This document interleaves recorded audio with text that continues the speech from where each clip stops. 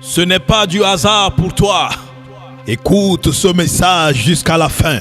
Traduis-le si possible en toutes les langues. Nous sommes au 30 mars 2020. Garde les paroles de ce message afin que lorsque ces choses arriveront, tu ne sois pas dans l'étonnement.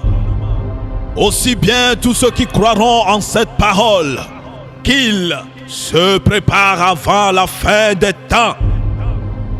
Des choses qui arriveront, des choses qui parviendront dans cette génération qui ne passera pas. Et elle verra ces choses, elle subira ces choses. Nous sommes à la fin de cette génération. Ce ne sera pas des événements aisés. C'est devant toi ces événements se passeront et se réaliseront. Ainsi parle le Seigneur, le lion de la tribu de Juda. Voici le destructeur que j'avais annoncé et qui préparera toutes choses à tourner leur attention vers moi. Et là, aucun de vous ne peut l'empêcher d'atteindre ses objectifs. Il fera son temps pleinement et fera aussi ses ravages pleinement. Et ce n'est que le commencement. Le temps arrive où nul ne préférera cette terre que vous avez tant aimée. Le moment arrive où les incrédules, tous ceux qui refutent mes paroles, se tourneront vers moi et crieront à ce que je vienne à leur secours. Mais malheur à ceux qui seront pris par le destructeur avant qu'ils ne crient à moi.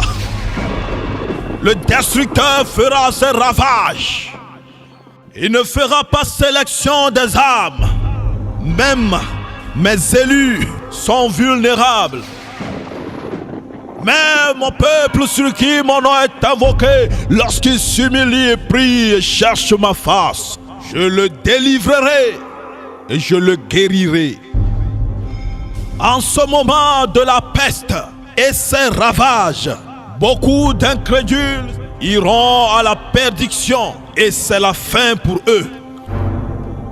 Et je vous annonce que ces événements se succéderont si vite, dans moins de la 10e de temps d'une décennie. Ceux qui se sont tournés vers le bien de ce monde, le moment arrive où vous n'aimerez même point à vous tourner, à chercher même un centime de ce que vous aimez aujourd'hui. Et le temps vient où la majorité fuiront leurs biens, fuiront leurs richesses, parce que le chaos arrive. Un chaos sans pareil arrive, que mon peuple se prépare pour affronter d'autres douleurs qui viennent. Ceci n'est que le point de départ d'un autre événement et qui doit faire 7 ans de temps.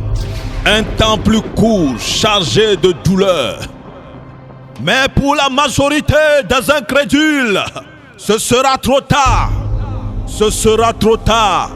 Ce sera trop tard. Vous croyez que c'est mes élus que j'utiliserai pour amener les calamités dans ce monde afin d'accomplir mes desseins? Non. Le malin qui se dresse contre ma volonté accomplira mon plan, mes desseins. C'est pourquoi vous ne pouvez pas empêcher le destructeur qui est à l'œuvre en ces jours. Le destructeur doit accomplir son temps. Aujourd'hui n'est que le début d'un temps des 7 temps qui doivent s'écouler. Et ce n'est que le commencement de ce temps de la mort, d'assassinat, de la famine, des grandes crises, de génocide et d'isolement. Nul ne peut empêcher mon plan de s'accomplir. Au contraire, mon peuple doit prier. Seigneur, viens. Enfin, vous êtes dans la panique des fléaux qui arrivent parce que votre cœur est greffé à ce monde. Vous aimez ce monde.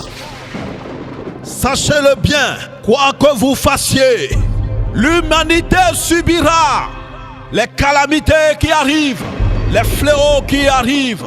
Vos prières ne l'empêcheront jamais. N'est-ce pas de la volonté de Dieu que viennent les maux et les biens?